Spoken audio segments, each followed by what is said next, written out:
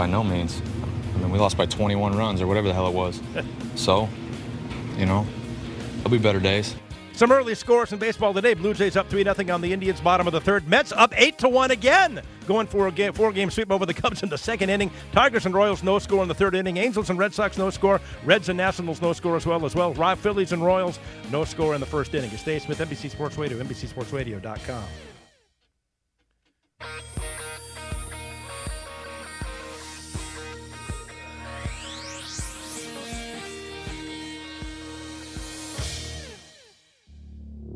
You're listening to NBC Sports Radio.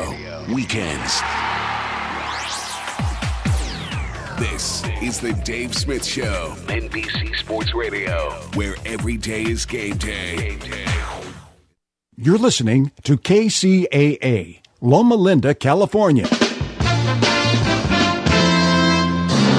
The best station in the nation.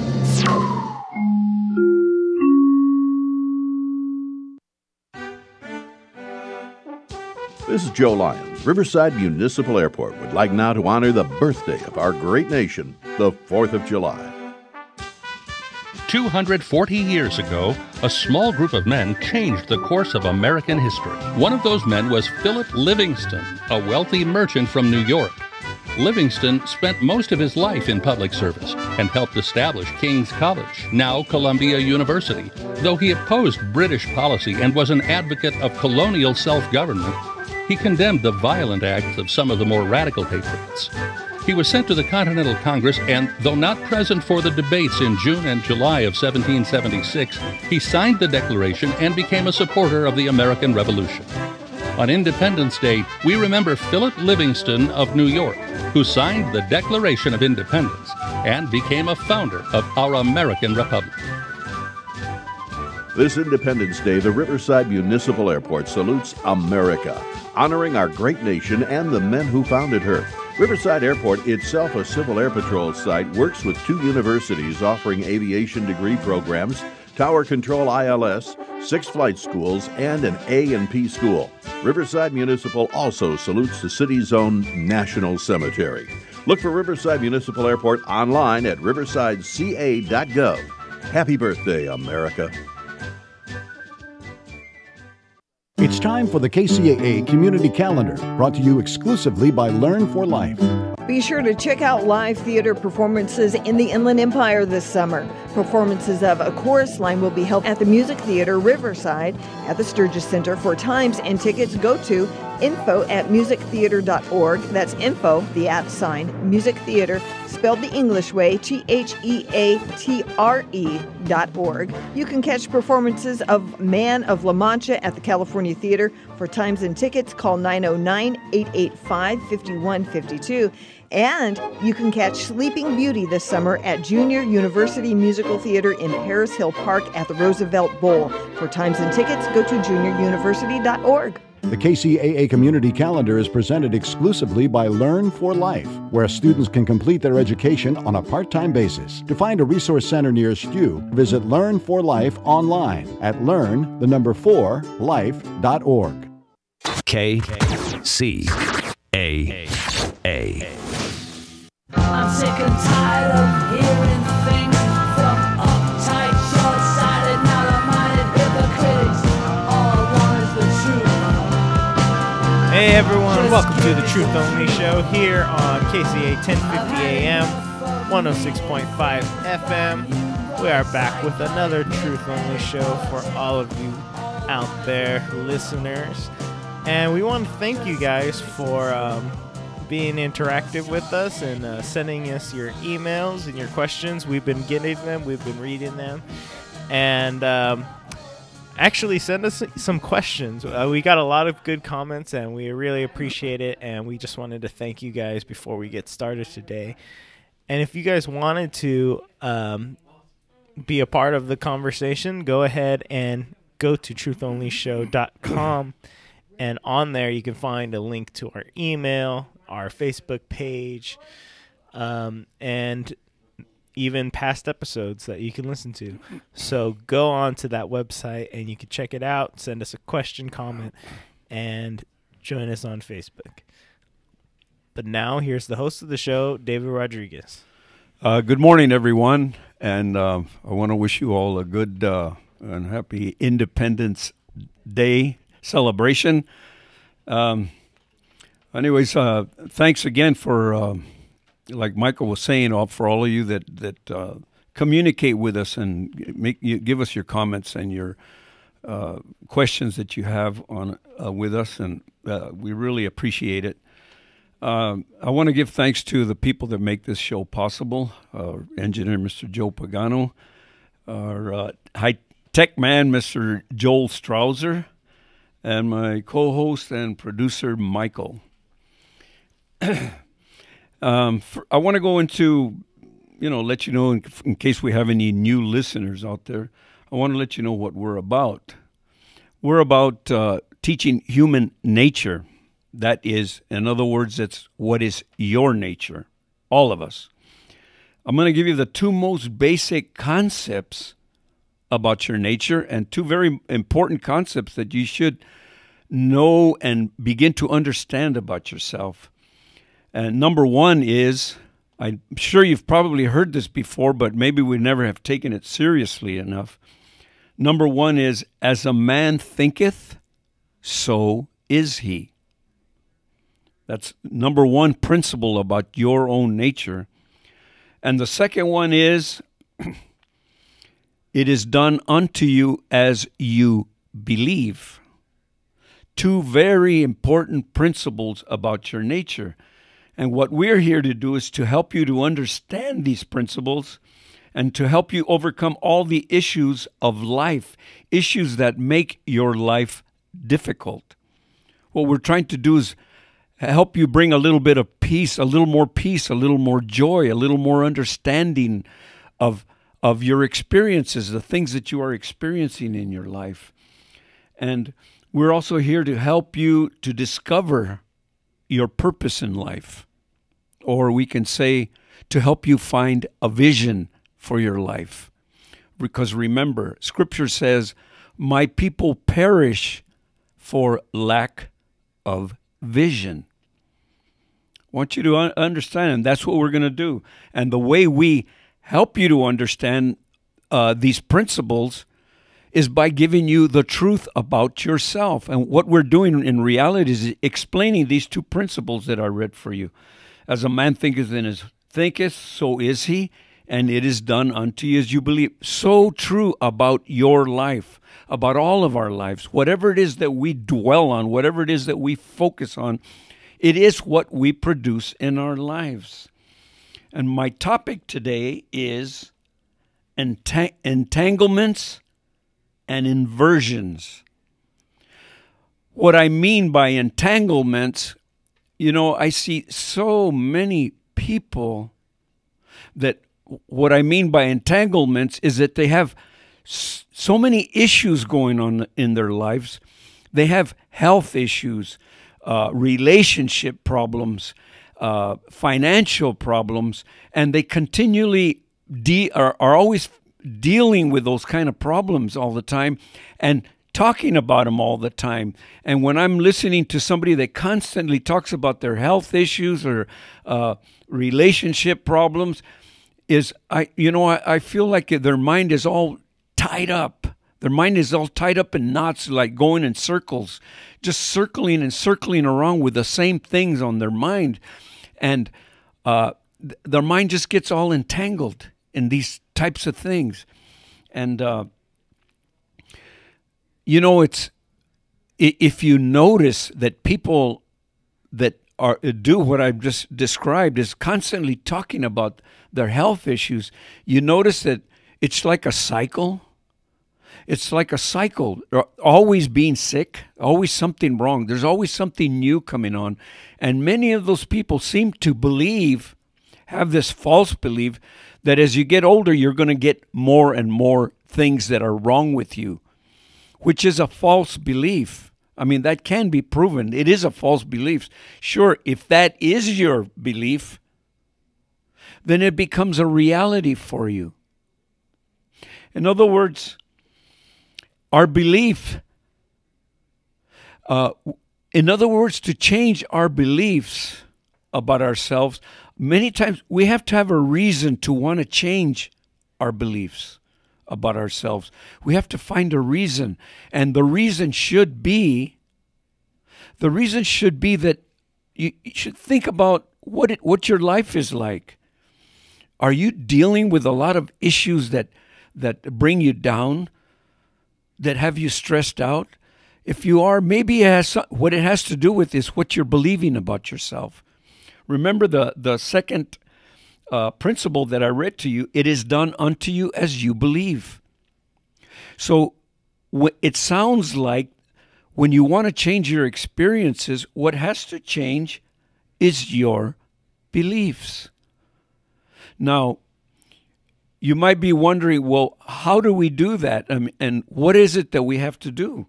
Well, what I can say to you is that there is only one power that is within yourself. It is not outside of yourself. It is within yourself. There is only one power, and it is the power of thought. So if you are thinking about all the health issues, all the problems that you have, financial, relationship problems, if that's what you're constantly dwelling on, there is only one thing that will change it, which is an inversion. What is an inversion? An inversion is the opposite, because it is the same power that creates all your problems. It is the same problem that will bring you peace and joy and happiness and abundance in your life. It is the same power. There is no difference. It is the same power. It is the only power that is within you, and that is the power of your thought, the creative power of thought. And what is, even in nature, there are many forms of inversions. For example, if you take let's say a motor, a gas engine, you can start that gas engine and produce electricity. But you can also invert that order. You can get electricity to run the motor. That's what's called an inversion. You can invert it. It also exists in math. Let's take a simple math problem. 10 divided by 2 equals 5. Okay? Now the inversion of that is 10 divided by 5 equals 2. You come up with the same answer, you just inverted the problem. That's what I'm talking about. Your mind, there's only one power. I need to keep reminding you of that. There's only one power, and that is the power of your thought. Remember, as a man thinketh, so is he.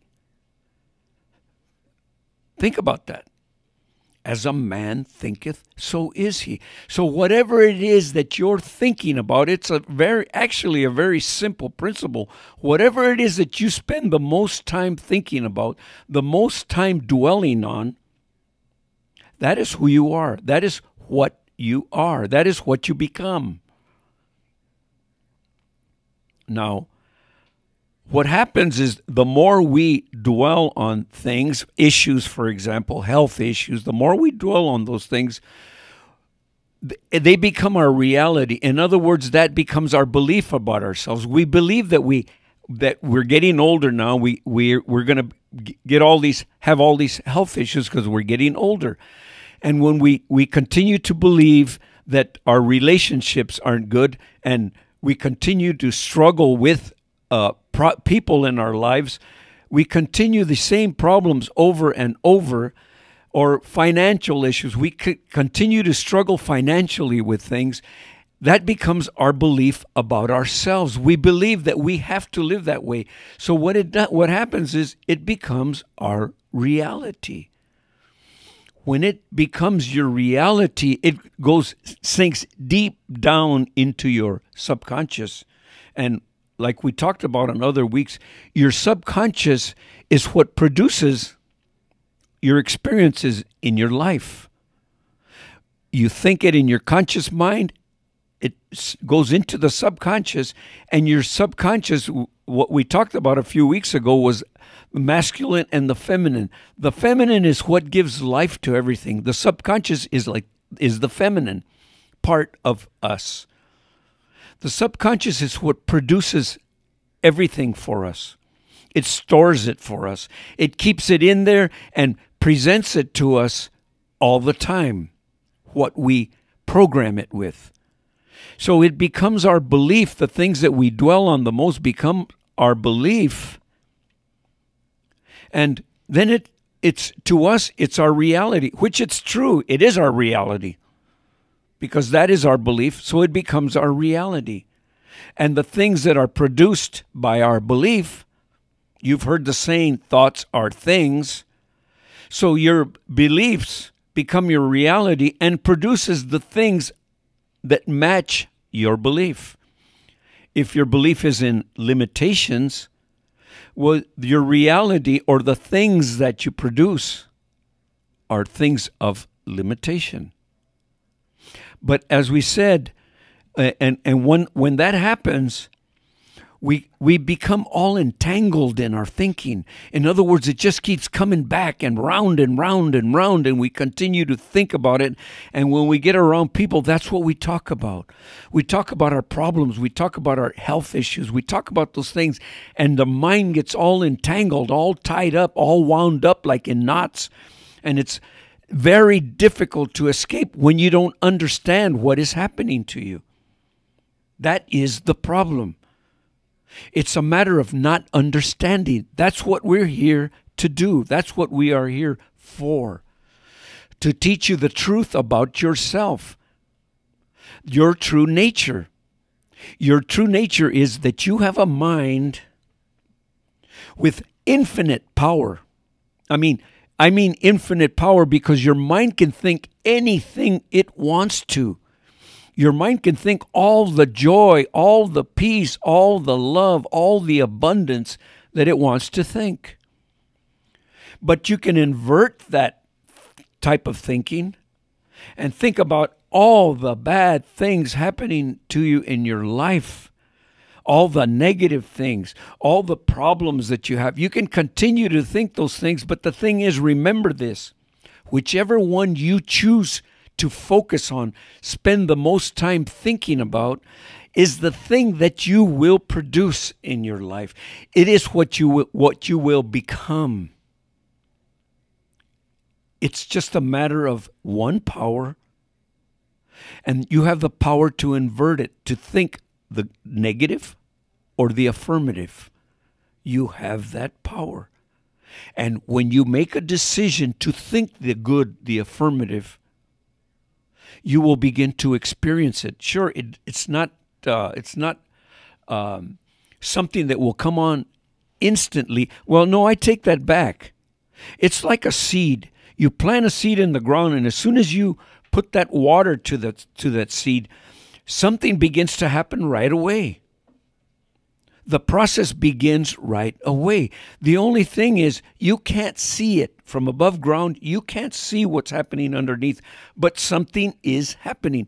It is the same thing with your thought, with the creative power of your thought. You begin to think the good, the affirmative, the positive.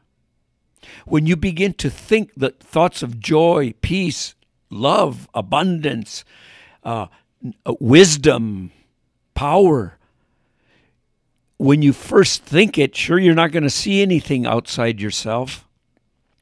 But in time, you will begin to see a change in your life. You will begin to see the change. You'll feel a little better. Eventually, when you think abundance and prosperity and the good, eventually you will begin to feel. I remember when I started going through this process, thinking more of abundance, that things are good, that money flows easily and effortlessly into my life.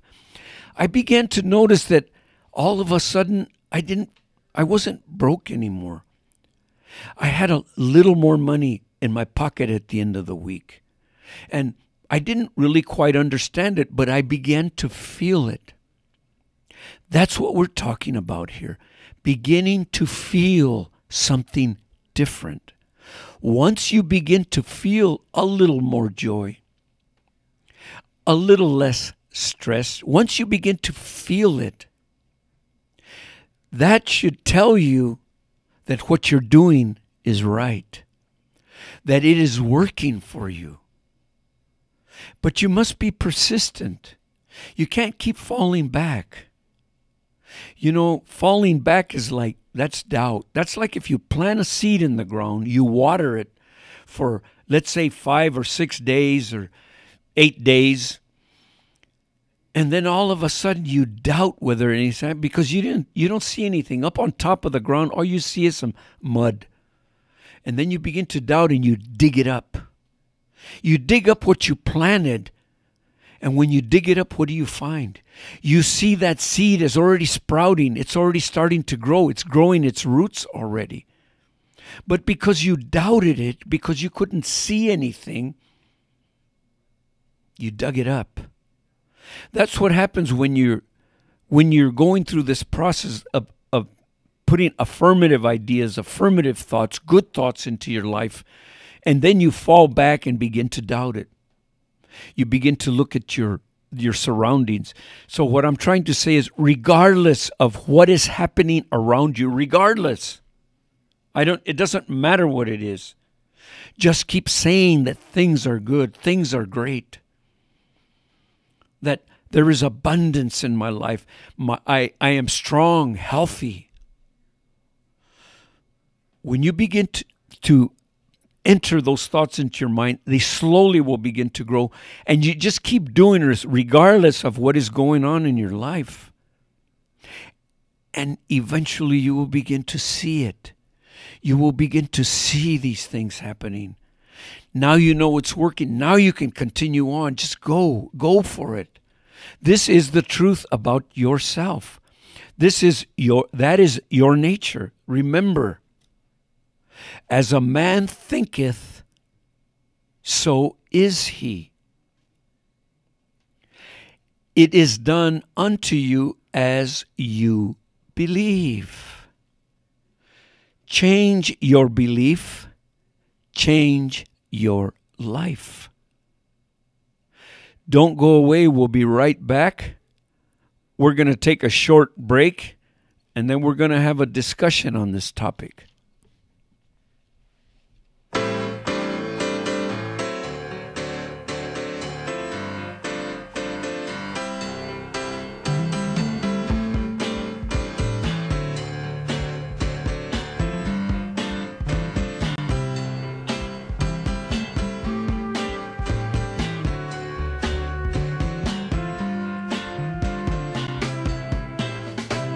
Saturday, feel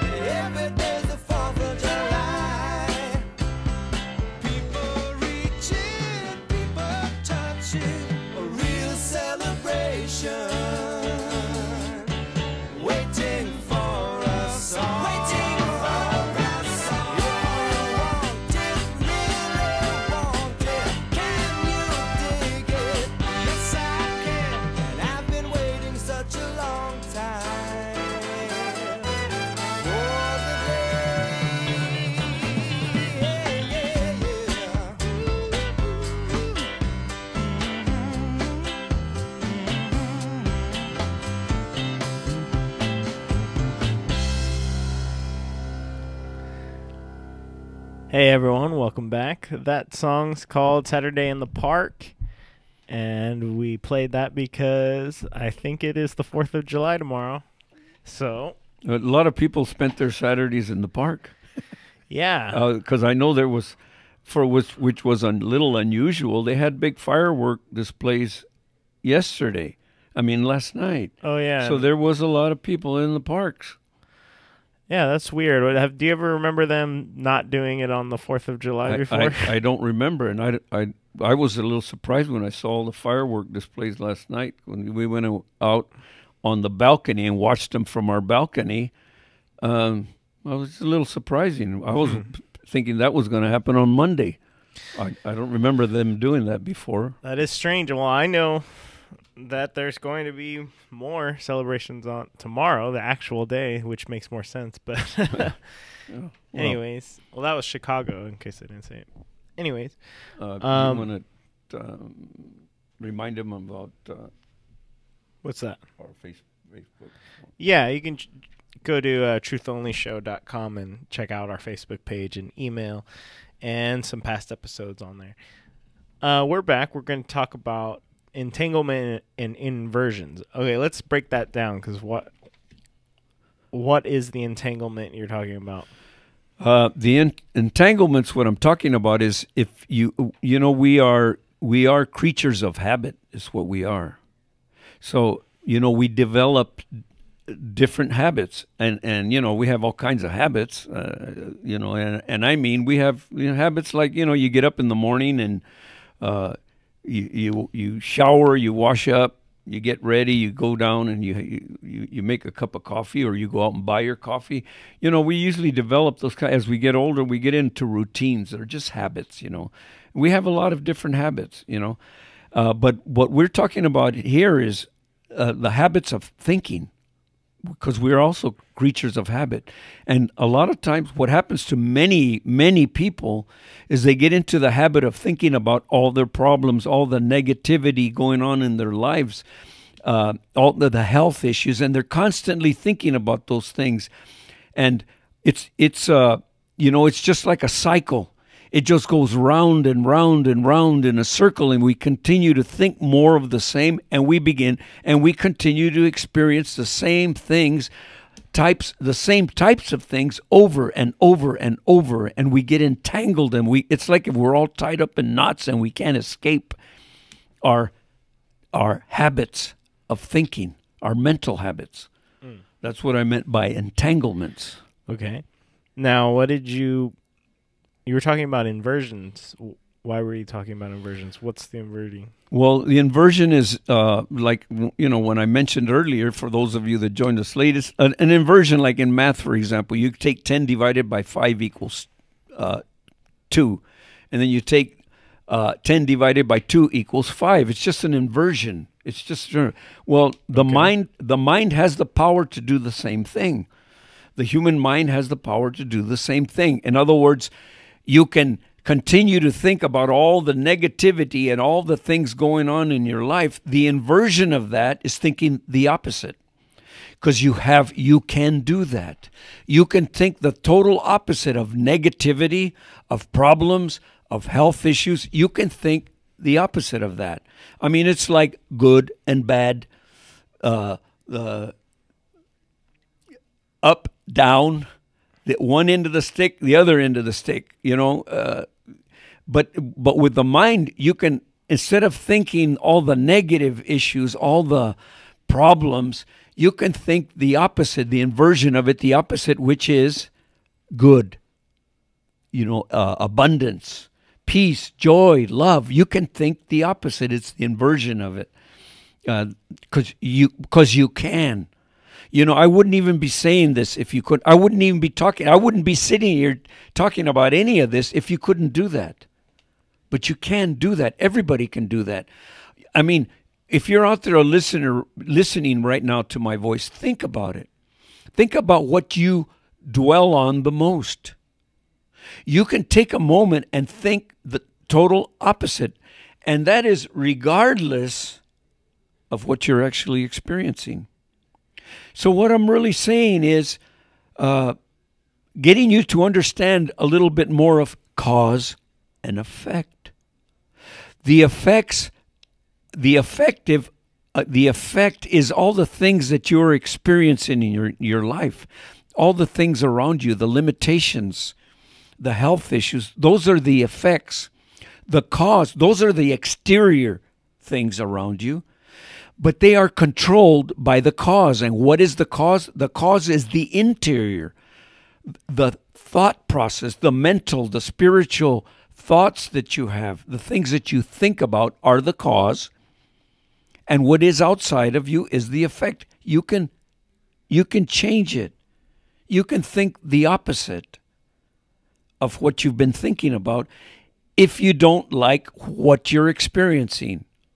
If you love your life and if you love what you're experiencing, well, you're doing something right. That is great. Continue on. But remember, there is always something better for you. There is always something greater. It's a process of evolution. So that's what I mean by inversion. You can switch over to something different because you can. So you were talking about earlier people feeling like they're stuck, and you talk about often on the show about how you can improve your circumstances. But what if you're in a situation where, how do you know when you should improve your situations or just completely get out of them and go to something new? How do you know? Because sometimes you say that, change the way you're thinking about your problem or the situation you're in, and that will improve it, and then might turn it around. But how do you know if you should just get out of it? I don't know. Say a bad job or something. Say a job that you hate. Well, maybe it would be better for you to switch out of that job. Well, I don't know if it's. Let me give you an example. For example, I experienced that myself. Okay. I experienced exactly the same thing that you're talking about, because I was in a job that I hated. I mean, I was in it so long, I hated it so much, I didn't even want to get up in the morning anymore and go to it. But that was my livelihood, so I had to. But I hated it. I didn't even want to get on the freeway. I didn't want to open up blueprints because that's part of my job. I didn't even want to open up blueprints and look at them anymore. That's how much I hated what I was doing. Mm-hmm. So I was stuck in a bad situation, and it was getting worse and worse and worse. As the years went by, it continued to get worse. Mm-hmm. But I didn't, all of a sudden try to say, well, I'm going to figure it out, and I didn't have a plan. I didn't make a plan and say, well, I'm going to get out like this or like that. I didn't do that. All I did was begin to change what I think about my job, what I thought about it. I started to say, and this is going to sound very difficult for some of you out there, but I used to say, I love my job. I have a great job. I love it. It's a great job. It provides me all kinds of opportunities. And I just began to think that way. I began to say that, speak it.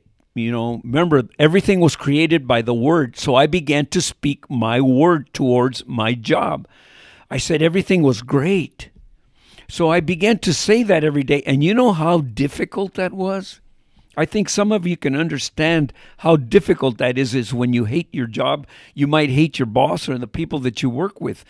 And I can understand how you might think that's too hard for me to do. Well, it was very hard for me. But guess what happened? After maybe a week or two, I began to feel I didn't feel so bad about getting up in the morning.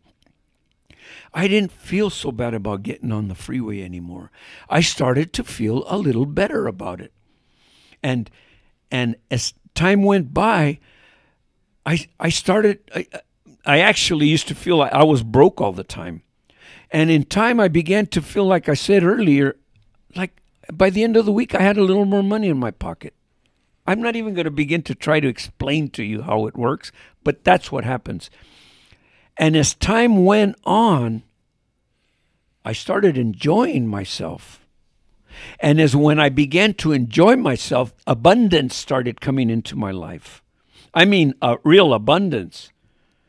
But let me ask the you, company actually started offering me things that I had never would have imagined. They started offering me all kinds of things, financial and things. They started offering me all kinds of things, and I noticed opportunities opened up for me that I could have never imagined before when my mind was shut down and I hated it all.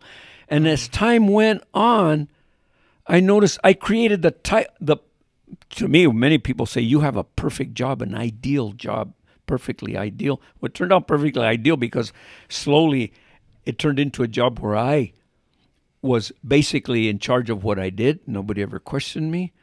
I was actually created my own type of experience just because I changed the way I thought about my job.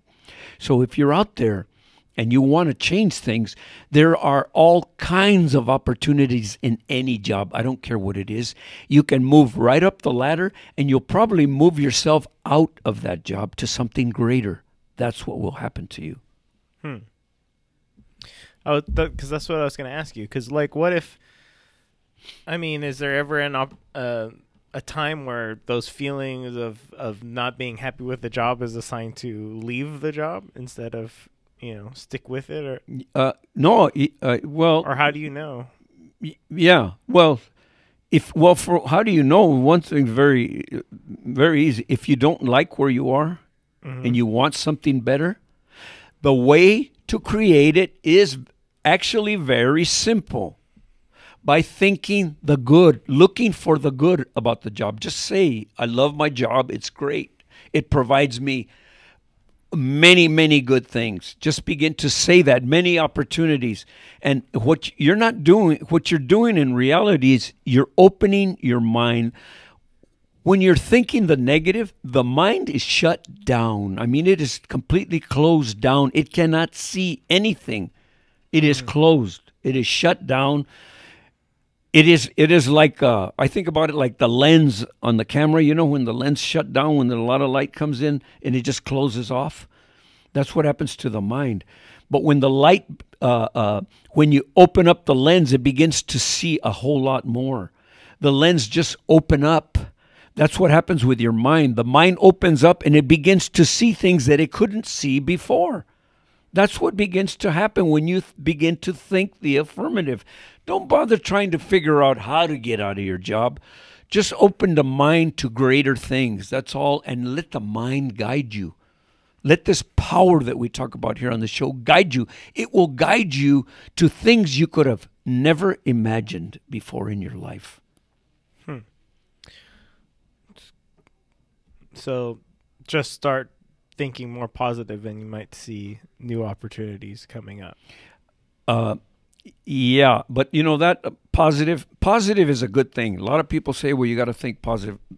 No doubt about it. Positive is a whole lot better than negative. But there is something greater, something more powerful than positive, which is knowing. When you know. I'll give you an example. When you know. I can tell you right now, anybody that's listening, you know that if you go back to school and you do everything you got to do, take all the classes you got to take, and stick with it for the years that you know you got to stick with it. Let's say 3 years, 4 years of college, 5 years, 6 years, whatever it is.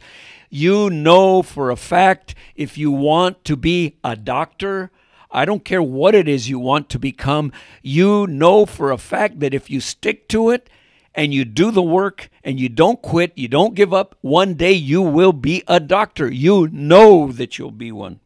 Well, that's what I'm talking about. Knowing is greater than positive. When you know, there is nothing that can stop you because you know you will be there. That's what we're talking about here. I know I got to the point where I know and I knew that things were getting better and better. So I knew that if I continued on, things would continue to get better. I knew it. I didn't just think positive. I just knew it. But how did you get to the point where you could be so confident. When you go through this basic process that I said, begin to just bombard your mind, say it, use your word. You have power with your word. Just begin to say that things are great. I love my life. Everything is great in my life. I'm healthy. I'm strong. Everything is good. Just go through the hard part. That's the difficult part in the beginning.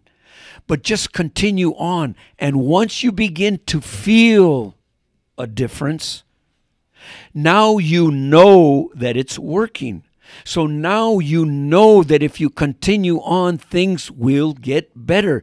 And it's not a matter of thinking positive. It's a matter of getting to the point where you see the difference, you feel the difference, and now you know that it's working for you. That's where knowing has a lot more power than positive. Well, we'll let everyone think about that, and we'll come back in a few minutes with a little bit more. We'll be right back. Don't go away.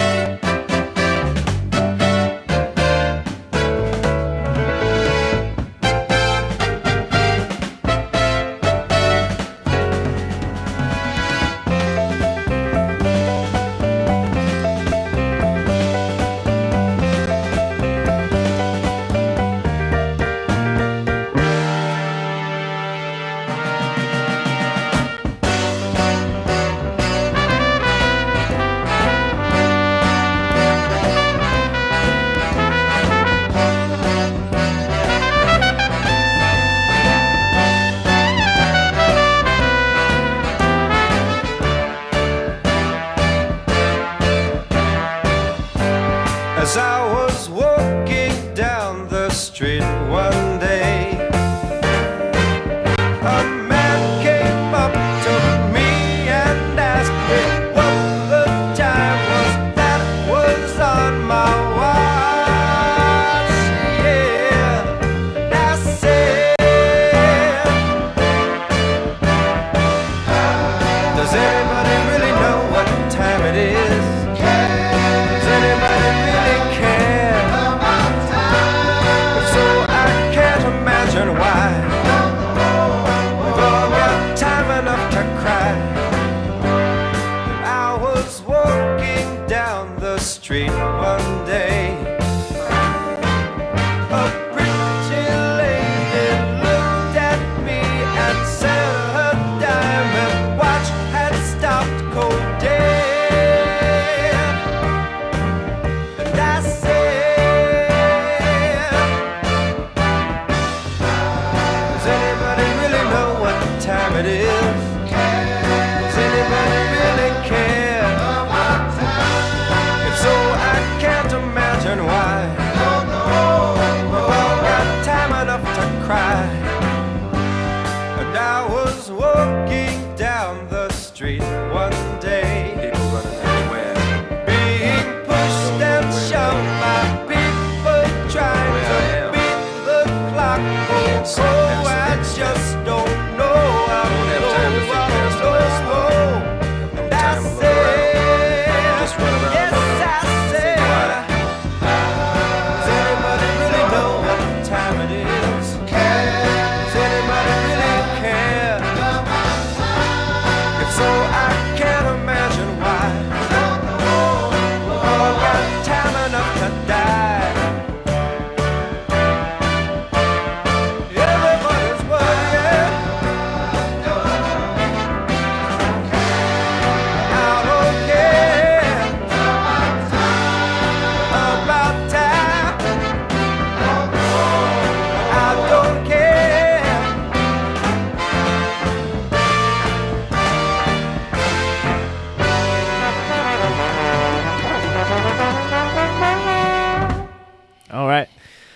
That was, what's the name of that song? Anybody really know what time it is? Anybody really know what the name of that song is? Yeah. That's Chicago also, and that was the extended version that you never get to hear. We're back. We're back on the Truth Only Show at trutholnyshow.com. You can check us out there. And we're back. We're talking just about in general. Entanglement and inversion is the title for today. But we just left off thinking about knowing that we need to know. And using that will help you use this power. So this power works for everyone, right? For everyone and everything. Everything. Everyone and everything that you're experiencing. What do you mean by everything? Well, everything, because what happens to you if you take this seriously, what we talk about here, your true nature, as a man thinketh, so is he, which means you can become, in your mind, whatever you want. Because your world is only in your mind. That's the only world that you can live, the world that's in your own mind. So you can create a world of where you see everything differently from what you used to see before. In other words, you can create a world to where you don't, in your own mind, you see all the good that exists out there. You can see it in your mind, and you can feel it, and you can feel it coming into your life. You can feel, you can look at people how they really are. People are really good. They really are. People do things that we call bad, but deep down in their heart, people are really good. And that's another whole show talking about why people do those things. That's another show, but people are good. So when you begin to experience the good, you begin to feel the peace. Things don't excite you anymore. Things don't bother you anymore. Things don't knock you all out of whack. And the future looks better. Everything looks great in your life. You don't fear things anymore. You don't doubt anymore. You're a lot more calm towards all situations. You get a lot more calm. You become a lot more peaceful, and that is your world, because the world is that it's inside your mind. That's the only world you can experience. So you can become a peaceful person within yourself because it's in your own mind. Mm-hmm. And you were talking about that, of course, that this works with individuals on the individual level, but you were talking about it could work on even a grander level. It works. I mean, this. What we're trying to do is we're getting individuals, that listeners to the show, that learn these principles about human nature, and that as a man thinketh, so is he, which means you can become what you choose to become. Now, you can get out of all the problems, all the issues, all the entanglements, all the stress that many people live under. And this power not only works for the individual, it also works in a group. The group mind, we've talked about it on other shows. The group mind. You have groups that are very violent, but that's the mind of the group. That is what they think about, that's what they dwell on, and that's what they experience. So it's in the group, it's in the individual, it's in the group, but it's also in the nation, between nations. And those of you that are learning this, you will begin to see this world in a whole different way. Because I can tell you the way I see it. I see all the entanglements that we talked about here in the world. In other words, when you listen to the news, we're at war with all of these. I believe we're in 7 different wars right now. We're fighting in seven different places. And that war now, we're so hung up, we're so entangled in that kind of thinking that now we're it as I said, it escalates and it grows more and more the more you dwell on. Now we're in fear that they're coming into our land. They're going to attack us here. So now we fear all the war coming to us. It's coming right to our land now. We've never really experienced that before in history. We had very little experience of that. But now we're in fear. Now we're all beginning to live in fear. We're getting all entangled because that is the thinking between rulers of our country, rulers of other countries. So this fear, this entanglement, it only escalates, and it's just escalating now. So what is required is for all of you listeners as individuals to begin to learn this about yourself, and you will begin to understand the thinking that goes on in the world. You will understand why we have all these wars. There is only one thing that will change it. It isn't all more guns, more weapons, more atomic bombs. It isn't that that's going to change anything. That's not what's going to change it when we get more weapons. The only thing that's going to change it is the inversion. When we begin to think more peace, more good for all people, that's the only thing that's going to change our situation. And we have all the so-called experts talking about how we get more weapons, more strategies to fight and fight and fight. Well, when you focus on fighting, you just get more of the same. It's like when you focus on your health issues, you get more of the same. It's not any different. It's the same for an individual. It's the same for a group. It's the same for a nation. It is all the same. It is just, all it is the laws of mind in action. Well, we're getting near the end. Why don't you finish off by you wanted to talk about the one power one more time before we ended, didn't you? Yeah, the one power. One power, and the most basic of everyone's nature is what I talked about, the first two principles that I talked about. And they are so true, and we've all heard them before. But we have never taken them seriously. As a man thinketh, so is he. I mean, that is such a powerful, powerful statement. It is telling you all about who you are. It is telling you about your nature. The way you think, the way you believe about yourself. And it's not a matter of going around and trying to change people. It's a matter of taking a look at yourself. What do you dwell on? What do you focus on? Think about what you think about, which is called in psychology. It's called metacognition. Metacognition. Even the psychologists are figured this out already. Think about what you think about. I mean, I know when I started doing that, I started taking a look at my life. Things were not so well. Things were not going so well. I mean, at the time, I believe in my life, I had hit my rock bottom. I felt like I had nowhere else to go but up. So I began to search. I began to search and look at these principles and take them seriously. And I began to search and search, look into them deeper, much deeper. It is done unto you as you believe. So when I began to understand that, I began to say, what have I been believing about myself? How do I change it? Everything was created by the Word. That's what we have all heard. I've heard that since I was a child. It's in Scripture.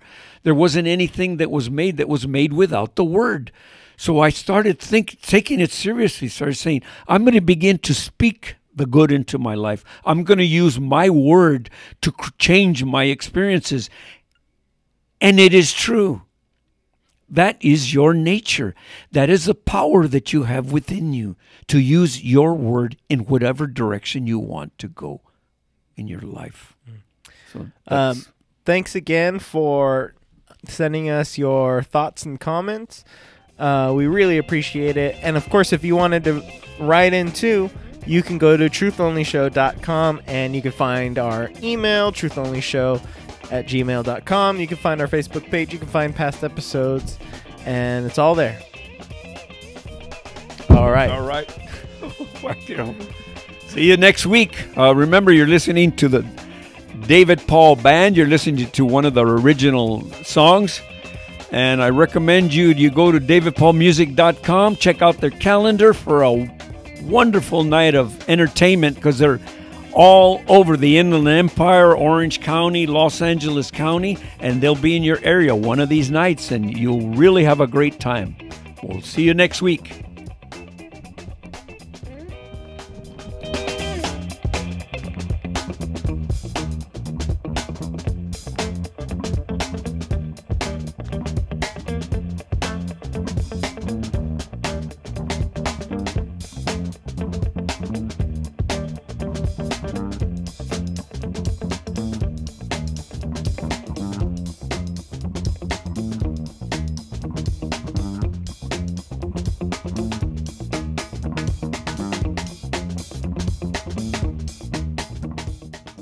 You're listening to KCAA, Loma Linda, California. The best station in the nation. BC Sports Radio Update starts now. NBA free agency, and we have a big contract in football, too. Just a couple of days ago, people are still talking about it. Kate Delaney, NBC Sports Radio. Boy, there's so many moves, it would take me 3 hours to go through every single one of them. But some of the bigger moves include even Bradley Beal. 5 years, $128 million with the Wizards. How about Solomon Hill, 4 years, $48 million with the Pelicans? I think that's pretty big for him. You might not recognize that name, but a key player. In the meantime, as all these contracts come down the pike and Kevin Durant plays eeny, meeny, miny, mo, he is meeting with the Thunder after being seduced by so many other teams, including the Clippers, the Warriors, etc. Will he remain with the Thunder, the big question. Mark Cuban, the owner of the Dallas Mavericks, says, just for the record, I'm not selling this team. That's a rumor. Your team was valued at $1.4 billion. I'm pretty sure you're turning down $1.4 billion. Oh, yeah. I mean, I'm turning down anything, but, yeah. You're turning down anything? Yeah. Like, would you turn down $3 billion? Yeah. You turned down $3 billion? Yeah. What do I need $3 billion for? Sounds good to me. I don't know. Jim Irsay, the owner of the Colts, still being asked about the contract that he gave to Andrew Luck, 6 years, $140 million. Here's what he said. The franchise quarterback obviously has the most leverage, so to speak. But I think that with Peyton and certainly with Andrew, there was some, I'll use the word self-sacrifice. I guess just some real consideration about making sure we can pay that nucleus of 10 to 12 guys around Andrew like it was around Peyton. NBA free agency continues. Kate Delaney, NBC Sports Radio. This is KCAA. Okay, nurse, let's get this man to the ER stat. Right away, doctor. We see this every day. Heart attack or angina pain due to blocked and clogged arteries. Chelation can remove obstructions or blockages from arteries and help avoid painful and expensive surgery. Now there's Angioprim. It's a liquid oral chelation product that you take with juice. You start to feel the results fast. Angioprim increases blood flow all over the body, and that means more energy and strength to take on the day with less aches and pains. 60 years of research has gone into chelation, and Angioprim is the result. A safe and easy way to unblock your veins and arteries from buildup that slow circulation. Paging Dr. Jones. Please report to the emergency room right away. Log on now for a special radio offer from Angioprim. That's angioprim.com/radio. ANGIOPRIM. Angioprim.com/radio or call 877-882-7221. That's 877-882-7221. Happy 4th of July from KCAA. Piccolo Pete's, Buzzing Bees, Flaming Flowers, and of course, the all-time favorite Sparkler fun on the 4th of July, just like the ones available at the Native Sons of the Golden West fireworks booth at 2701 North Del Rosa in San Bernardino. The Golden Sons not only celebrate our nation, but our great state of California through friendship, loyalty, and charity. They support our communities through volunteerism. Support them with your fireworks sale. The Native Sons Arrowhead Parlor 110 would like to remind you that only safe, approved fireworks, like the ones sold at their fireworks stand this weekend, are allowed. And no fireworks are to be ignited above the 210 freeway. And keep fireworks out of the hands of children. Keep it safe with the Native Sons of the Golden West in San Bernardino and fireworks from their booth located at Del Rosa and Date Street, just south of the 210 freeway at the Del Rosa off-ramp in San Bernardino. KCAA 106.5 FM, 1050 AM, and soon to be 102.3 FM.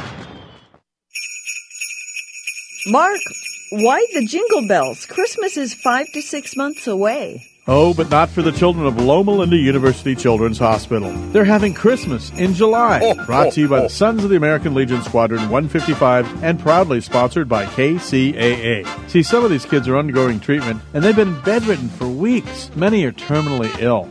The goal is to get everyone involved to help bring smiles and hope to the children at Loma Linda Children's Hospital.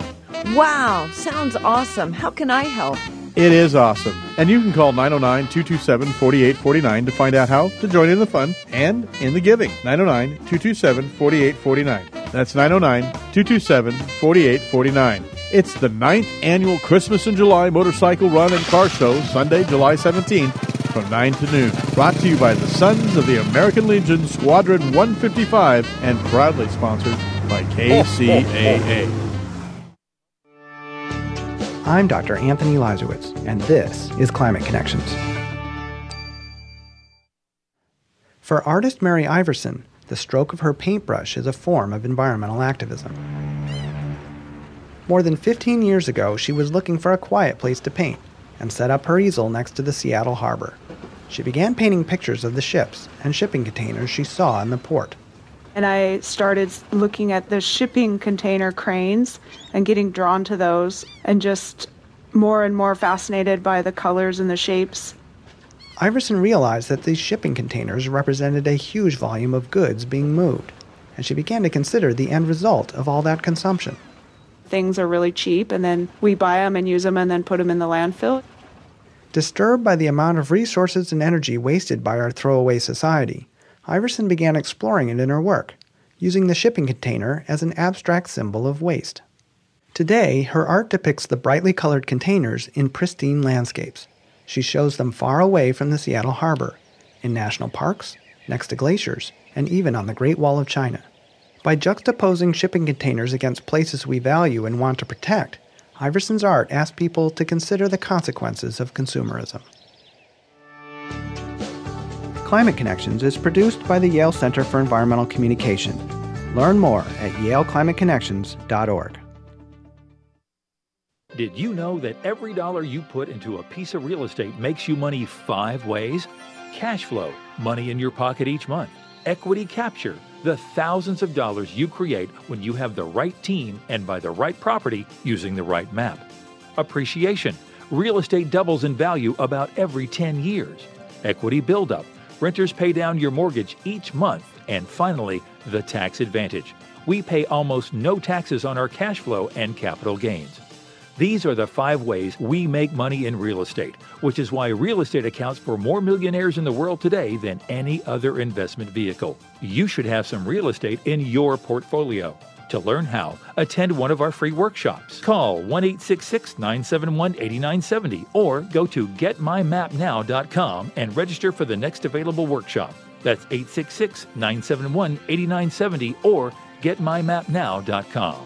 KCAA is your CNBC News affiliate. We're the station that gets down to business. Welcome to The Mortgage Voice with Jeff Barton. your voice in the mortgage industry.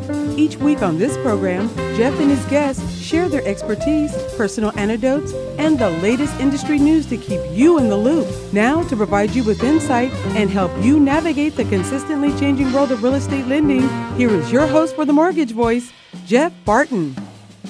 Welcome, everybody. I am Jeff Barton, your voice in the mortgage industry. We are Malibu Funding, Inc. Telephone number here is 888-713-2929. Pick up the phone, give us a call if you have questions about your particular mortgage. Maybe you're looking to buy a home. Maybe you're just looking for some information about programs, rates, and where's the best way to go if you're looking to do either a purchase or a refinance. We can certainly help with all of that. That's what we do here. That's what the show is all about. We're looking to give you information that you're going to need in terms of both purchase and refinance for your home now or in the future. We are in the middle of the summer buying season. It is hot, hot, hot here in Southern California. So if you're out there looking for a nice, cool, new pool, or you're looking for a refinance to help put you on a vacation up at the lakes, anything that you need in terms of additional financing, we certainly can help. Again, I'm Jeff Barton. Been doing the show now for about 3 years and very happy to have a terrific listening audience who's looking for answers in all those different areas. One of the things I wanted to talk about today is selling your house. And because we have such a terrific in-house guy who's maybe in the midst of that, I'm not quite sure. We might ask Daryl, who is our recording engineer today, to give us some information about his thoughts and feelings about putting a house on the market and moving and getting on with the next phase of the life in terms of what both he's thinking about, what his family's thinking about, and then, of course, the excitement of the future. I myself am doing a very similar thing, although we're not selling our house. We are going to be moving to a different location for a short period of time each year. So there are a number of different ways that you can do retirement, which is where I am, or starter home, which unfortunately, based on the national statistics that came out last week, starter homes in America are shrinking in number, meaning that the amount of people who are just starting out in life, starter home would be something in a lower price range and a lower square footage in your given market. It is very difficult to find one. And why is that? Why is that? Well, it's because the price of the home and the easy financing allows people to charge more for the home, i.e., if you have a home in a traditional market of a 5.5%, 6, 7% interest rates on that mortgage, a home's price has got to reflect the ability of a larger group of people to be able to buy that. So if you're looking to buy a home and you can't afford 5.5%, 6% mortgage, you can't buy that home. Well, today what happens is we have a huge pool of buyers that can afford a 3.5% mortgage, which means that anything that is in a price range close enough so that you'll be able to afford a 3.5% mortgage gets purchased very quickly, and that would be anything from 1,500 to 2,500 square foot anywhere along the coast, inland 100 miles in California. And that is a wide swath of properties and a ton of borrowers. Okay, you get out of college, you're looking to get your first job, you land a job, you're making $50, $55 a year, maybe you get married, your wife's making about the same, and now you're supposed to go out and put 20% down on a new home or get a 3.5% mortgage with FHA, and you're looking for a price, let's say you're looking for as high as $250,000, $300,000. Well, guess what? There's just not a lot of that available out in our market, especially in the Los Angeles, San Francisco. Maybe you're out in the Las Vegas market. Although one thing about the Vegas market I must tell you about, and we've got upcoming today, a great guest we've had on before, Corrine from Capella Mortgage. She's going to talk about the difficulties of borrowing and lending in the state of Nevada and what you need to do in order to be able to qualify there is a little bit different. But the inventory in Nevada, unfortunately for most of us, is also very short. Not a lot of inventory in Nevada, even at small prices. So in California, where we are, we have a couple of other great guests who are going to be on the show, one from up in the Bay Area and one from San Francisco herself. We've had Julie and we've had Darren on before, and they're going to give us an update into the Bay Area, San Jose, all the way out to Napa Valley and Sacramento. There's a terrific, I guess it's a wide sort of highway that goes from the Bay Area, Oakland, San Jose, all the way to Sacramento and all the way into Nevada.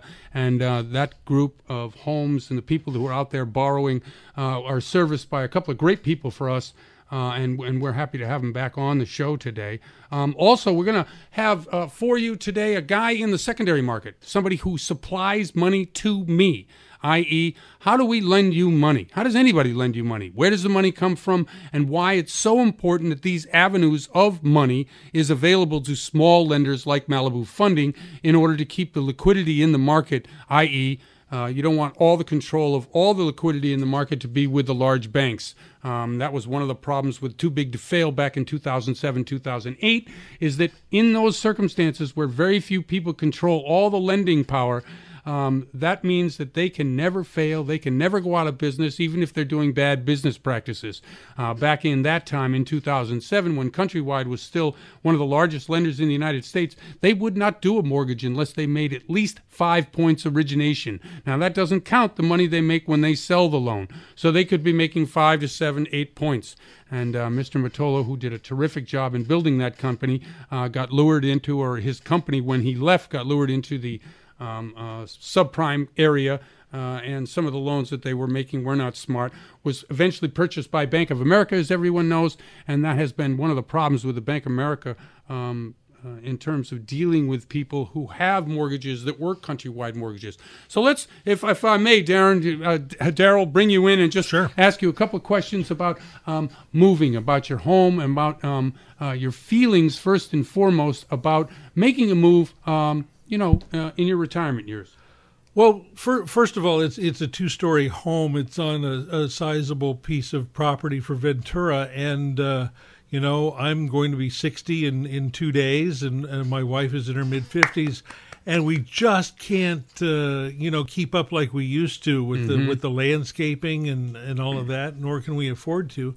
And we made a decision 10 years ago to get into a HELOC that was interest only for the first 10 years. And 5 years into it, they shut the line down because the curb value in the neighborhood had gone down. So they shut the line down. So the past 5 years, I haven't been able to draw against it. And all of a sudden, the 10 years is up and principal and interest is due. And that payment along with the first is just unable to be swallowed at this point. Right, it's choking you. And there are a lot of people out there, and we've talked about this on the show several times, many times as a matter of fact, that HELOCs in general, any adjustable rate mortgage that comes due from those days of 2004, 2005, 6, and 7 that had these 10-year interest-only notes that come adjustable with either a balloon payment to pay off the loan, or the adjustable rate raises so much that the actual payment becomes exorbitant.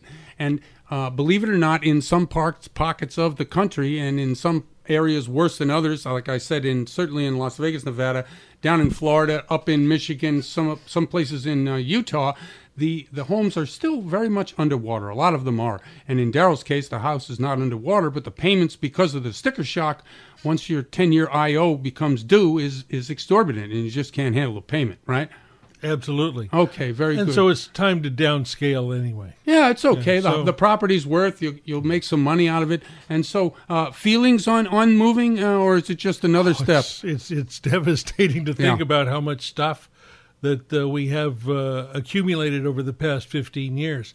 We need those American Pickers guys to come by and exactly lighten right. our load. Love that show, by the way. Hey, me too. Daryl, thank you very much for your comments. I didn't mean to put you on the spot there, but I appreciate it. Okay, we'll be right back. You're listening to The Mortgage Voice with Jeff Barton. We'll be right back with more in just a moment. For more information on today's topic, email Jeff Barton at info@malibufunding.net. Now, back to The Mortgage Voice with your host, Jeff Barton. Welcome, everybody. I am Jeff Barton, your voice in the mortgage industry. We are Malibu Funding, Inc., and we are happy to bring you the show each and every week. Telephone number here is 888-713-2929, and we'd really like you to pick up the phone. You certainly can email us, and that's info@malibufunding.net, and that gets right to me. You can also use Facebook. Yes, of course we're on Facebook. If you go to Facebook, type in Home Loans, Malibu Funding, and of course we pop right up. And we're on YouTube, as well as we have a great blog, and we're also on Twitter. Jeff6493 is our Twitter handle, and we're really trying to push the envelope in terms of getting our message to you, both on the radio, in print, and on the website, www.malibufunding.net. All of these avenues are only good if you go, or if you listen, or if you call, pick up the phone, even comment briefly, trying to help people wend their way through what is a difficult lending season. Inventory is tight, obviously, in most of our listening area, as well as some of the other states that we will be talking to in the outlining areas that we don't broadcast to. One of the great guests that we've several times in the show, it's up in the Napa area of Northern California, is Darren Woodworth. Darren, how are you? Oh, super fantastic. Thanks, Jeff. Oh, great. Awesome. Could you tell people where you do where most of your business, just so that they have an idea when they're listening, if something piques their interest, what they're thinking about doing and who to call? Oh, absolutely. My territory is anywhere from Santa Clara, Monterey County to Placer County, all the way to Mendocino, Napa, Vallejo, pretty much everywhere, Bay Area. Okay, great. Let's hit the top three. Employment. How's the employment up in your area? Good. We're about half an hour from San Francisco, where I live. I live in Vallejo, right on the border of American Canyon and Napa. So we're half an hour from San Francisco, 20 minutes, 25 minutes from Oakland. Right. About an hour drive to San Jose. So employment's pretty strong up here. Okay, so great. Now, last time we had you on the show, we talked about house pricing. How is the price on a I guess let's start with the starter home and then to your typical step-up home. What are the price ranges that we have? Starter home in Vallejo, probably $275 to $450. Okay. They do have $1 million homes here up on the hill. Water views. You get a water view for $450. Right. Overlooking Mare Island and San Pablo Bay. So. Okay, so what about a home? Let's say somebody is about ready to step up. They got a better job, going to move up. What are the home prices in that range? Napa's seeing price increases anywhere from $450 to a couple $1 million. So pretty wide range of homes up here in Napa. And how's the inventory, Darren? A little tight. We're still struggling along with it. It's still a seller's market. Right. Properties list. They'll sell pretty quickly, so... Okay. Pretty important to get in there. Yeah, I agree. Okay, so, and thirdly and lastly, of course, we talked about the availability, we talked about price, we talked about employment, and we talked about rates on a loan. How are they lately? 30-year fixed under 4% right now, so that's awesome. Haven't been this low in a long time, so... Hey, let me ask you a question. Do you think the rates being so low have hurt inventory, i.e. anybody can afford a home, so therefore there's everybody out there buying? Absolutely. Money's cheap right now, so, once rates start going up, it'll level out the prices of homes. Okay, when you're interviewing people, or I guess not interviewing, when you get a client and you're taking them out, what are you warning them about? What are you saying is the best strategy in order to purchase a home? Look where your feet are. I mean, if you could afford to buy right now and you're renting, that's when you go for it, because rents right now are increasing. Okay, give us the ratio in terms of the affordability for rent versus the affordability of mortgages. What do you think it is? Right now, Napa 2-bedroom, 2-bath apartments going for $23. Right. Mortgage, you could get a mortgage for that for a home. Right, and so the obvious advice would be, look, why rent when you can own, unless there's some immediacy that you need to get out real quick. Yeah. And do you see prices ascending the way they have been in the last, 6 months to 5 years? I mean, the prices have really recovered in your area. Would you say also that the prices have recovered 100%? Are you above where you were in 2007? I just sold a duplex in San Jose on 3rd Street. I listed it for $799. Right. And it sold for $880. So wow. People have lost their minds still. I had 10 offers on that property, and so for it to go at $80,000 over list is pretty crazy. Okay, you just mentioned that. Very interesting in terms of you're a listing broker. You received 10 offers on a property. I'm a buyer. I'm listening to the show right now. What advice can you give me?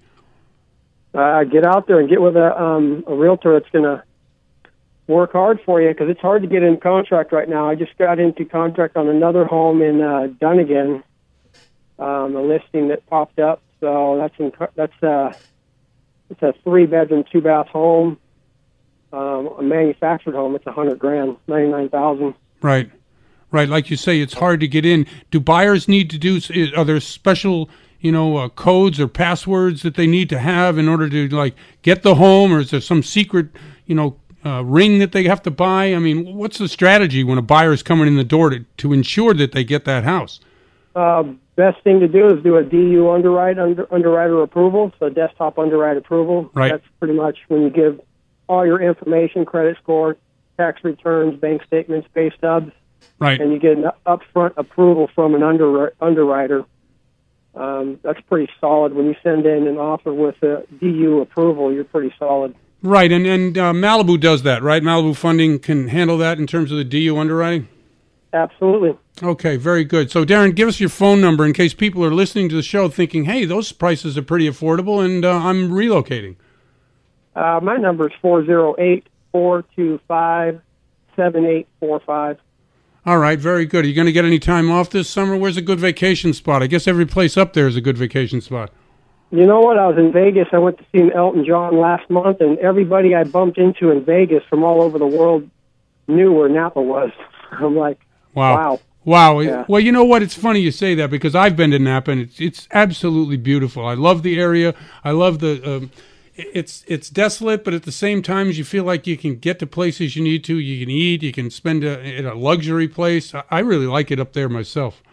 Yeah, I love it. Yeah, exactly. And you're a dad. How are things going with your family? Everything good? Great. Just had my boy for 5 days. Awesome. So he's going to be 17 tomorrow. Wow. 6'7". Oh my gosh! So I don't want to ask the obligatory question, but let me ask it anyway. Does he play volleyball? I'm trying to get him into some volleyball. So he doesn't play basketball. No, he doesn't. No, exactly. That's why I asked volleyball. I went left when everyone thought I was going to go right. Yeah, no, it's. Yeah. I work down here with a number of different clients that have very athletic kids, and of course it's Los Angeles, and it's very competitive, and everybody's really just pushing one another. I just know that having time with your family, especially in the summertime, is very, very important. And for those people who are out there, they're looking for a home, they need help in terms of both wending their way through the contract, the negotiations, then trying to get a mortgage. You really need to rely upon the expert. The expert in the area, up in this area, of course, is Darren. And Darren, a couple last questions. Where do you see the market heading? Do you see inventory on the rise, or do you see it pretty much shrinking? That's kind of hard to tell. It's seller's market. It's been a seller's market, so interest rates are staying the same. So I try not to predict anything. Right. No, I hear you. I mean, what I think is that inventories will continue to shrink as long as we have these interest rates where there are. If we don't see a rate hike in September, we're probably going to see very shallow inventory, which means the prices will rise abnormally, which is great, I guess, if you can afford it. But if you can't, it's a very difficult situation. Absolutely. I have a thing that I do. If you got credit issues, I just picked up 56 points on a gentleman's credit score, paid a couple things down, and he went from a 680 to a 736. So definitely helped him out. So I do have it's called, I forgot what it's called, but it's a good system. Okay, very good. So if you are credit challenged, you're up in the area, and certainly if you're anywhere in California and need a loan, I would give Darren a call. Darren, give us your phone number one more time. It's 408-425-7845. Okay, and thanks very much, Darren. Thanks very much for coming on the show. I really appreciate it. Have a great day. And you too. That's Darren Woodworth from Malibu Funding, and I'm Jeff Barton, your voice in the mortgage industry. We'll be right back. You're listening to The Mortgage Voice with Jeff Barton. We'll be right back with more in just a moment. For questions or comments, send emails to info@malibufunding.net. Now, back to The Mortgage Voice with your host, Jeff Barton. Welcome, everybody. I am Jeff Barton, your voice in the mortgage industry. The telephone number here is 888-713-2929. Pick up the phone, call us, talk to us about the things you hear on the show, or maybe have some questions about your own situation, your own financing on either a reverse mortgage. Maybe you've got a forward mortgage. Maybe you want to have refinance, a purchase. you're looking to buy that special home. Maybe you want to buy a home for your kids. There's all kinds of things you need in terms of information about mortgages. Well, we're the people that can help you. On the show, we try to bring you experts in many, many fields, not just Malibu Funding's opinion, but opinions from all walks of life and all areas.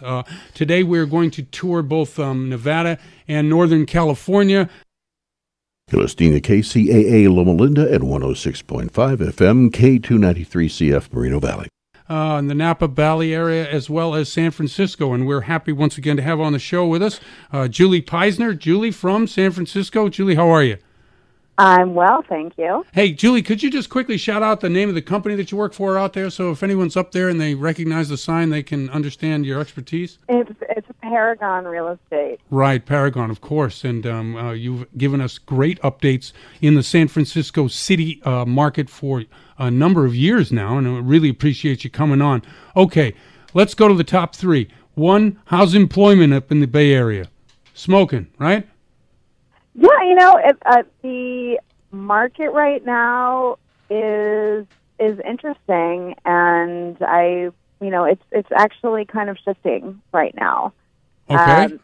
Everything is still good in terms of employment and construction and just the market in general. Yes. However, we are shifting more towards what I think is a more balanced market in terms of buyers versus sellers, and the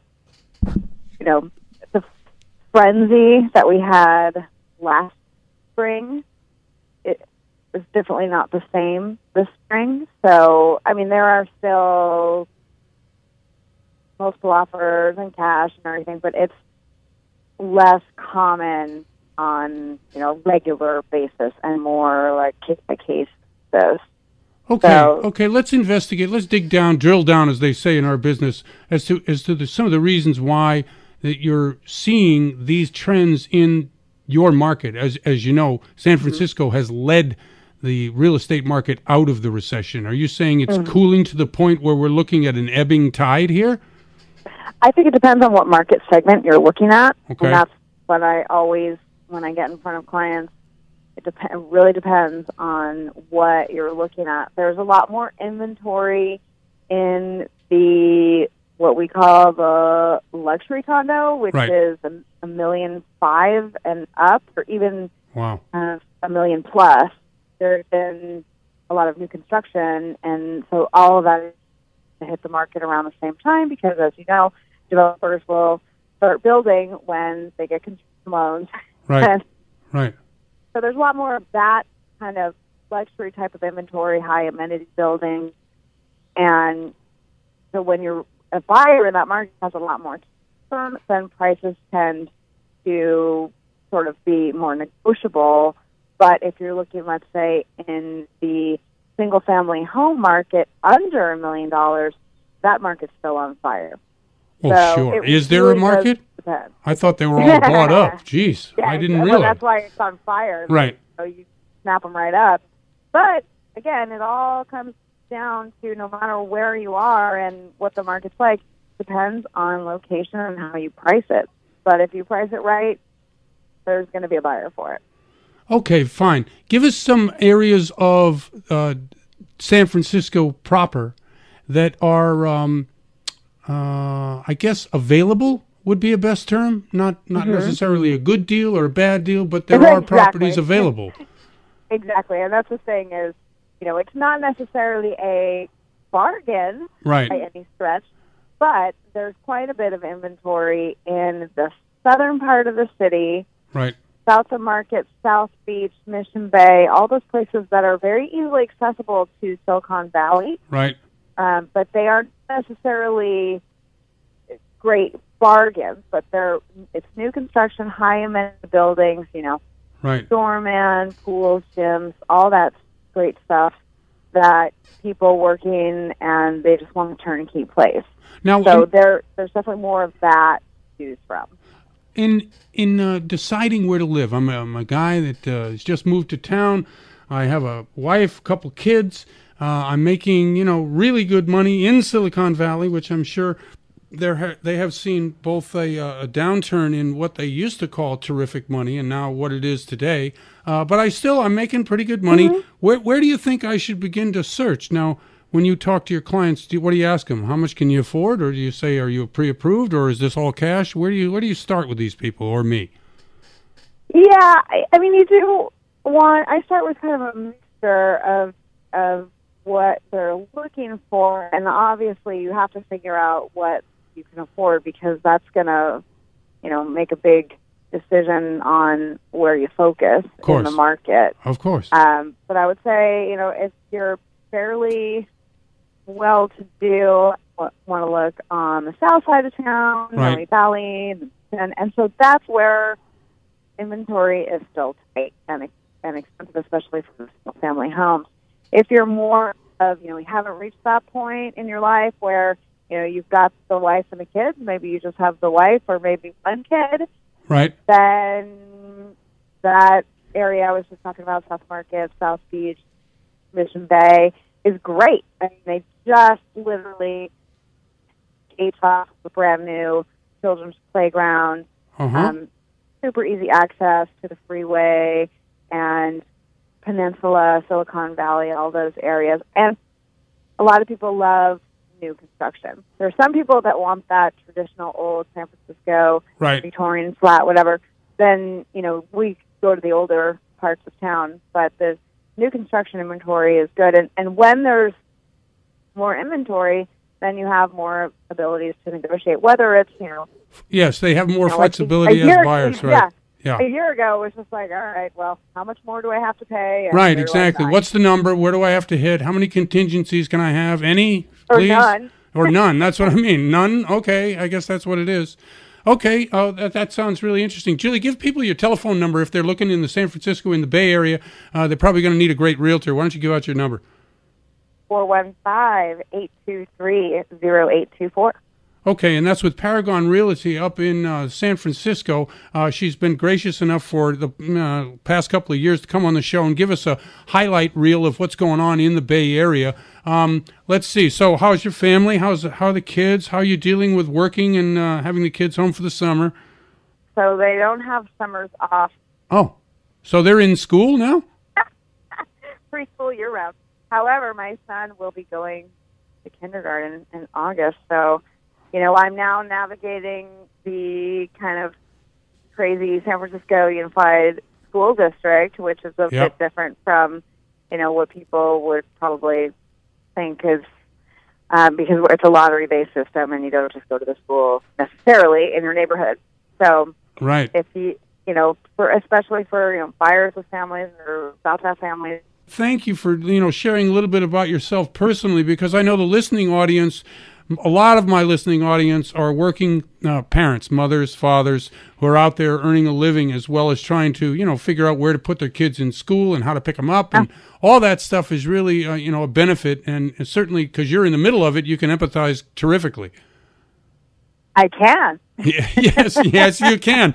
Well, Julie, thanks very much once again for coming on the show. Thanks, Jeff. Okay, and thank you very much. And that's Julie Peisner from Paragon Realty, and I'm Jeff Barton, your voice in the mortgage industry. We'll be right back. You're listening to The Mortgage Voice with Jeff Barton. We'll be right back with more in just a moment. For more information on today's topic, email Jeff Barton at info@malibufunding.net. Now, back to The Mortgage Voice with your host, Jeff Barton. Welcome back, everybody. I am Jeff Barton, your voice in the mortgage industry. Telephone number here is 888-713-2929. And, of course, we're Malibu Funding, Inc., your voice in the mortgage industry. We're really happy that you're listening into the show. We've had some terrific guests here today, a couple of people up in the Bay Area, and we're soon to have somebody from Nevada who's going to talk to us a little bit about hard money lending and what the inventory is like there. In what we do and how we do, we're really trying to bring to the audience, you, the listeners, people and education about lending, about how it works, about it's not just about you trying to get your loan and then the whole system shuts down in your mind. No, there's a very large number of players in the business to try to keep lending alive in the U.S. I'm sure everybody here remembers. And again, I want everybody to know that I have a great guest on the line right now is Nate Clear from First Funding. Nate, how are you?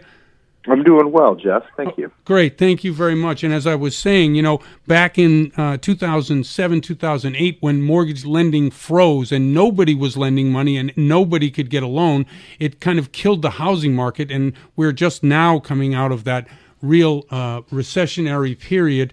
And so I wanted to bring Nate on because First Funding is a company that supplies money to companies like Malibu Funding in order to lend out to you, the general public, people who need loans for a home or a condo or a refi. So, Nate, let me ask you a couple of questions just right off the bat. How long have you been in the industry, and can you tell us just a little bit about your background so people can get a feel for who you are? Absolutely. So I got started in the industry 2010. So they had started to kind of creep out of the 2007, 2008 bubble.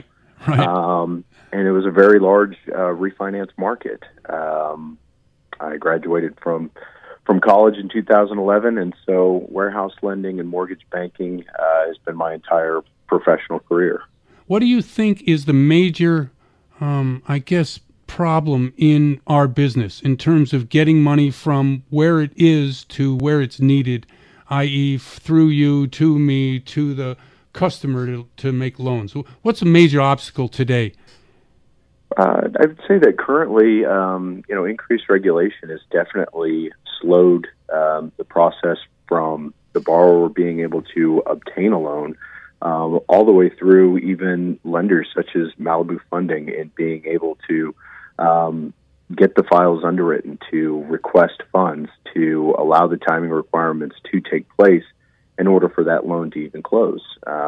Furthermore, it's a rather antiquated system as far as a lot of paper documents as opposed to embracing technology and electronic mortgages and things of that nature that would further expedite not only the processing of the front end of those loans to be able to close loans, to put buyers into homes, get the sellers paid, but also on the secondary market end, being able to deliver closed loan packages to a secondary market investor, which would be able to then allow Malibu to recycle their funds so that they can generate additional loans for more borrowers and continue to move forward as a company and better serve their customers. You talked about regulation, and of course, everybody who's in the purchase market here in Southern California, and our listening audience is through Kcaa, which is broadcast to the Inland Empire, and I want to say hi to everybody there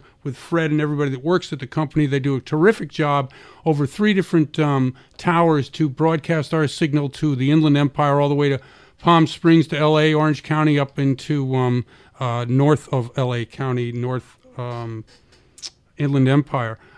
The regulatory aspects of what you're talking about.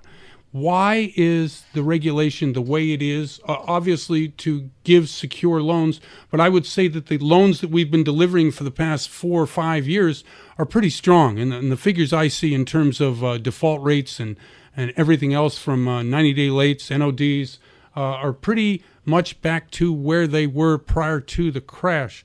Regulatory, do you think that we're going to see any loosening anytime soon, or do you think it's going to get even more strict? Well, I'm hoping that the pendulum starts to swing back in the other direction. I think that the industry definitely took a bad rap, not necessarily as a result of any intended ill doings. However, we swung so far back to the other direction to take a more conservative approach that I think that they're going to have to loosen things up. I mean, we have to understand and remind ourselves that with the implementation of the TRID or TILA-RESPA integrated disclosure, that it's the first time since RESPA was enacted that we're running into situations where we're having delayed closings or perhaps even unpurchasable loans for something that is completely unrelated to actual creditworthiness of a borrower. Right. It goes back to disclosures.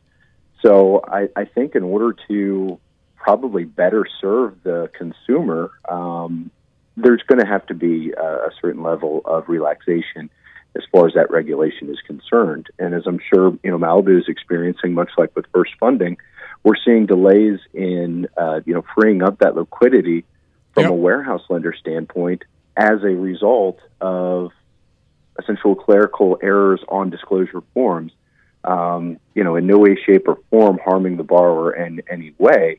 It can or be the as simple investor. as a checkbox. No, neither the borrower nor the investor are hurt. These are mandated corrections to be made, or else Fannie Mae won't buy the file, which is really, from a business standpoint, if you're looking at a clerical error or something that was left off, or even a small minor math issue. We've had several times where we've had to last minute overnight to borrowers sums like $7.30, $15.16 in terms of making the file right, and you're thinking, this can't be the way to do business. This is insane. I could have credited this thing and wired him the funds, but no, they made it very formal and very, like you say, antiquated and not technology driven in order to push the process any quicker. Absolutely. And I think that it's going to get to a point where they're going to have to give, because at the end of the day, it's going to be, paid for by the borrower, right? Whether in the rate or in additional fees. It's just really just unfair. I think it kind of defeats, the whole purpose of, providing a transparent picture to the client when, the customers and borrowers want to be in their home, they want to meet closing dates, and they want to meet, realtor and seller expectations.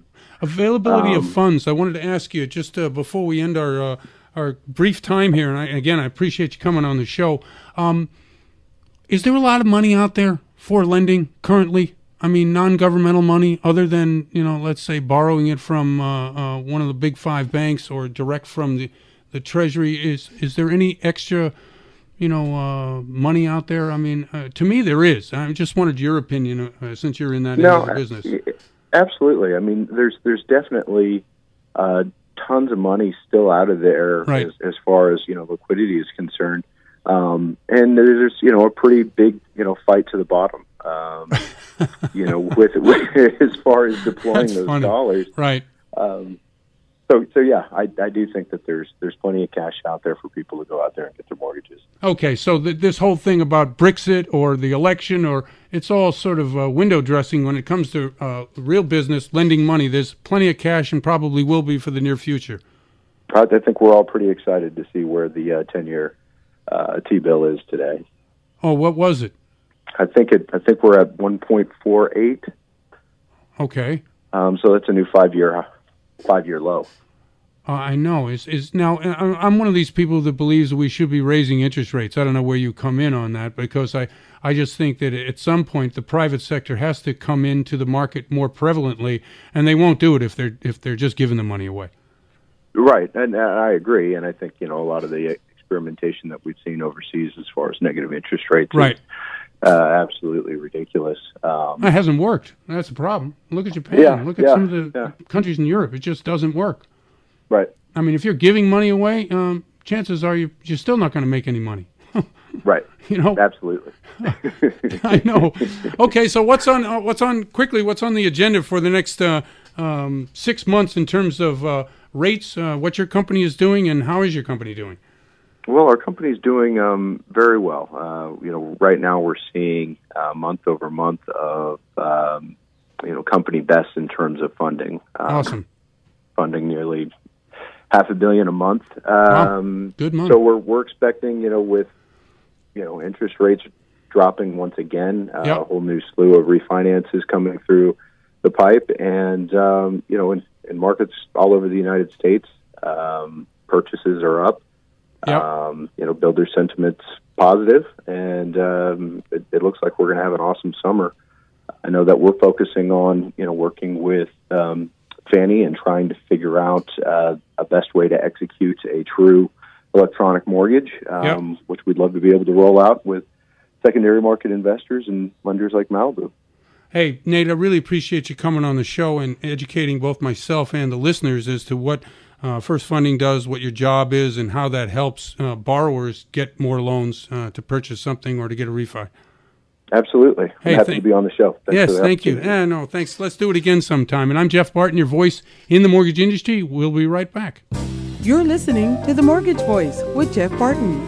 We'll be right back with more in just a moment. For questions or comments, send emails to info@malibufunding.net. Now, back to The Mortgage Voice with your host, Jeff Barton. Welcome, everybody. I am Jeff Barton, your voice in the mortgage industry. 888-713-2929 is the telephone number.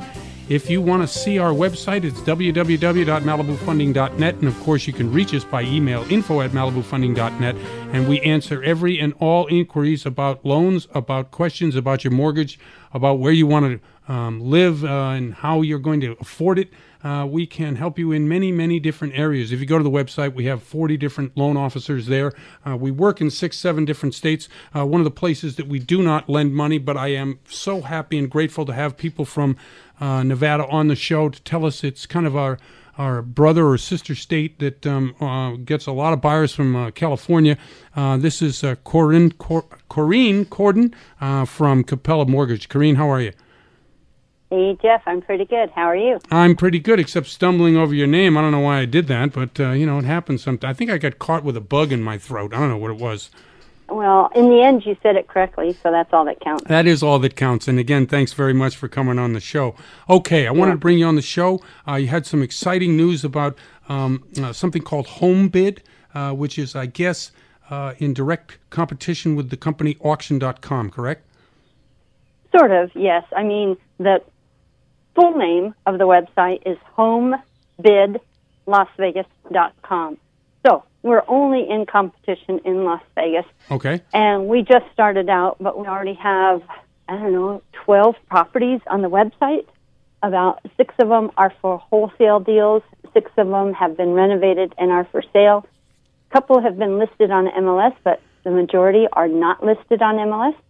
And the reason we started doing this, traditionally we're a hard money lender. Right. And we have investors that we manage their money for them and place it in trust deeds. But what's happened in Vegas over the years is that the real estate pickings have gotten slimmer and slimmer. Right. It's harder and harder for our customers to get properties. We have probably 20, 30 people come to us every month saying, how can I get a property to flip? Right. And so this is our answer to that. We've been doing it for 4 years. This is our 4th year. We just finished phase 3 this year, and now we're going into the next phase. And we source deals from everywhere, all over. Okay. We've got 2 new ones today.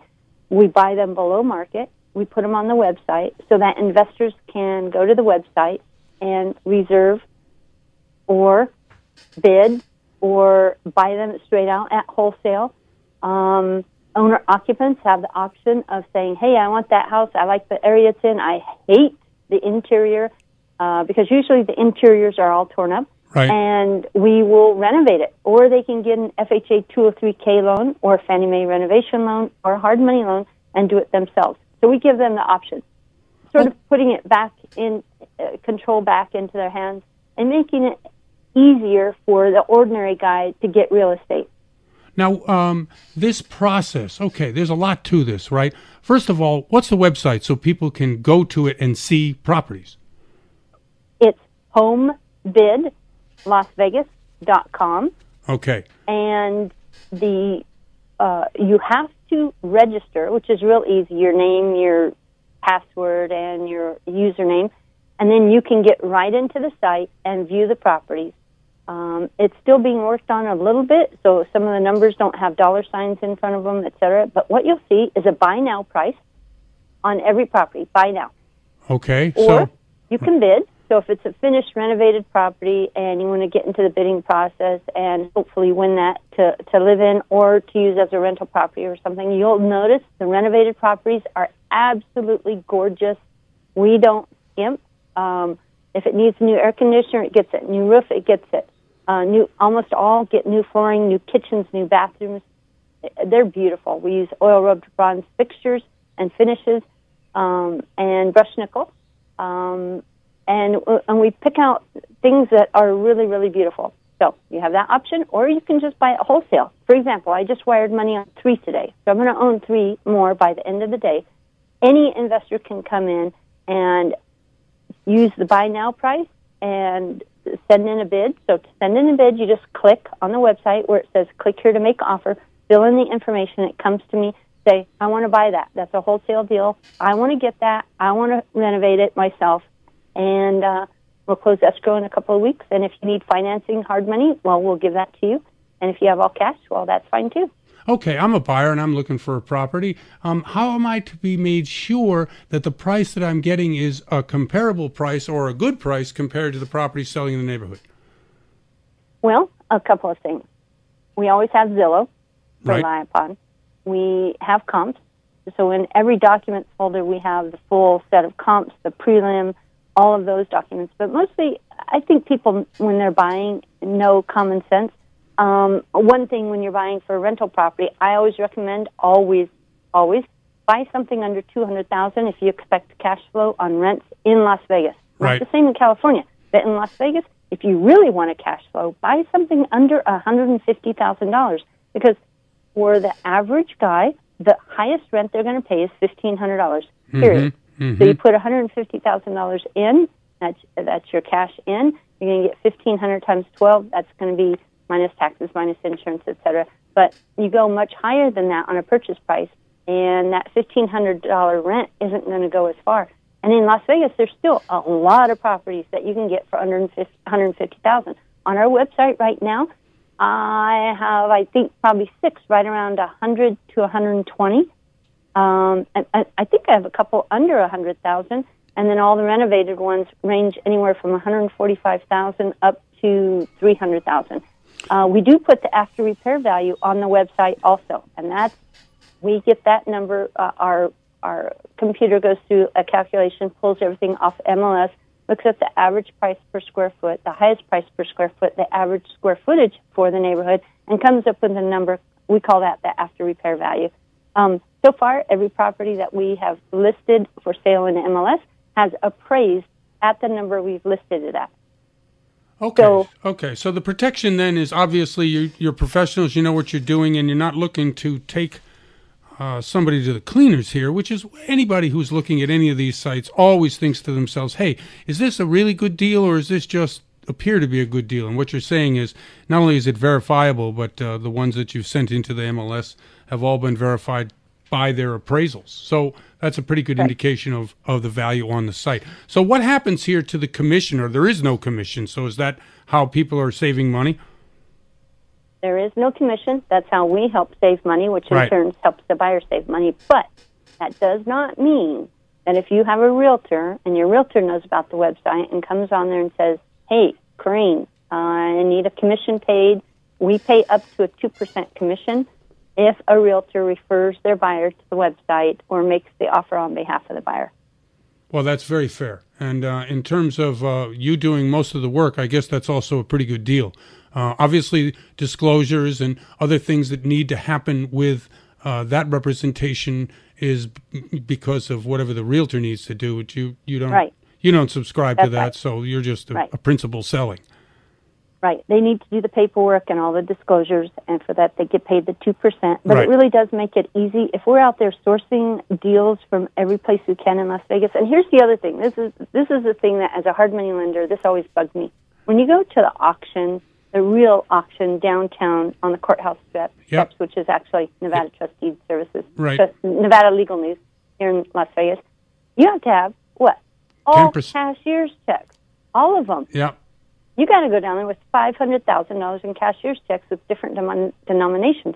Now, who, among the ordinary people out there in the world that want to live in a house, who has $500,000 that they can take down to an auction and get a house, not knowing, A, are there squatters in there? Because normally there are squatters. We have to go through the eviction process to get them out before we renovate them. Who wants to deal with all that? I mean, the situations we run into when we buy houses are not for the novice. No, they're not. So not in Las Vegas, that's for sure. Yeah. Mm-hmm. So we remove that part from them, and we'll buy it for cash. We'll get the people out. We clean it up, and any time during the process, there is a buy it now price. Right. So let's say that we've passed the halfway mark. We've been renovating it. We're halfway in. We've got the flooring in. We're going to put the cabinets in, and et cetera. And somebody wants to buy it at that moment. Well, guess what? The buy it now price has our spread put in it, plus everything we've spent on it so far.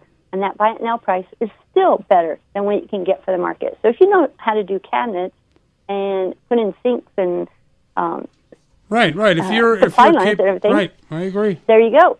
Hey, Corinne, give us your telephone number quickly. We're up against the clock, unfortunately.